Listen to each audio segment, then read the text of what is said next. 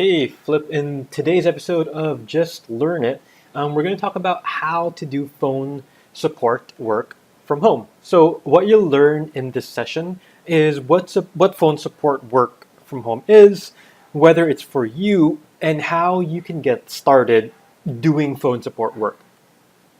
So, first of all, let's talk about what is phone support work. So, phone support work is similar to working in a call center or BPO like Convergys or Accenture or Sykes, where you're going to take calls, where you're going to take phone calls for a company, except you'd have your setup at home instead of the call center. So let me just adjust this here.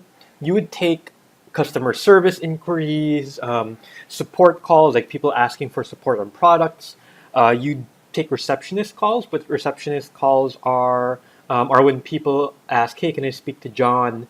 And then you're going to tell them, "Oh, John's not available right now," or you're gonna transfer them to John's personal cell phone. That's virtual receptionist services, or a lot of freelancers do sales calls for companies where they call and they try to sell a product or a service to a customer for the client. So this is very common and very popular work for freelancers. So why do companies hire phone support?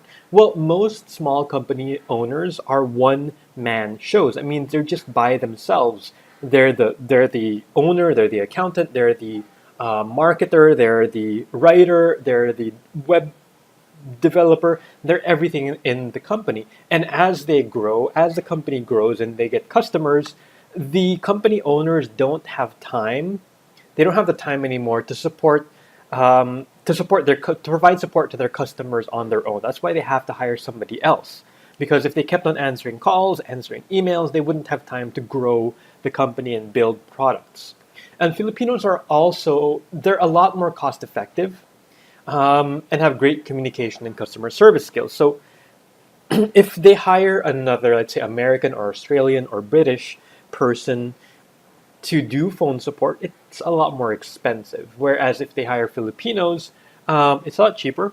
And Filipinos also have really great communication skills for our price. But the best thing is that we have great customer service, even compared to Americans. We provide really good customer service over the phone. So a lot of Americans would prefer to hire Filipinos because we're very hospitable, we're very nice. Why would you do phone support work? The reasons why you personally would do phone support work is because it's usually easy work and you can get compensated well, especially if you do sales.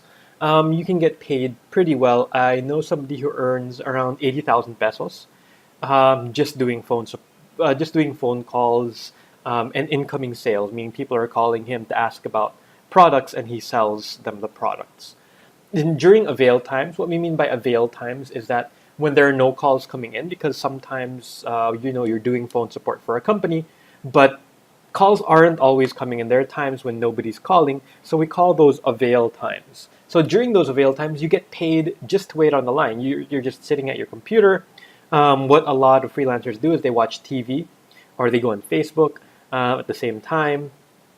You just want to make sure that's not tracked by Upwork, so you have a separate screen, or you're on your cell phone and you're just waiting for calls to come in, but you're still getting paid for that time. So it's very relaxed and very easy. The reasons why you would not do phone support. So if the problem with phone support is that you have to work according to your client's time zone. So if your client is in the US, you're probably going to have to work at night. If they're in the UK, you'll probably have to work in the afternoon. So this is because, of course, you want to support customers who are calling usually during business hours. And in the Philippines, that's usually nighttime if your clients are American.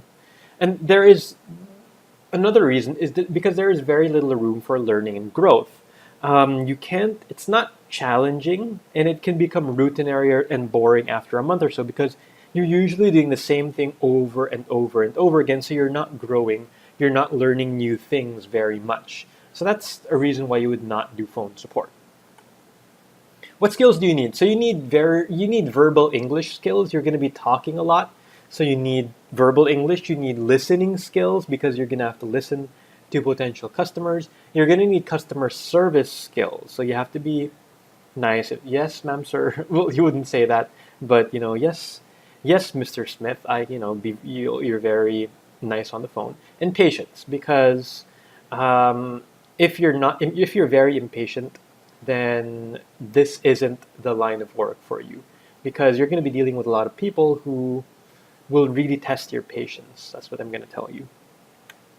What tools do you need? So you need a good headset. You need a good headset that will has good audio and, if possible, noise canceling. Which brings us to the second point here: quiet background. In the Philippines, sometimes we have dogs, roosters, we have cars, buses in the background. So, and that's very strange. If an American's calling and they hear chickens in the background, it's that's very weird for Westerners. So as much as possible, you want to have quiet background. You can get like noise canceling curtains, noise canceling headset, so that other noises don't come in. You also need fast internet.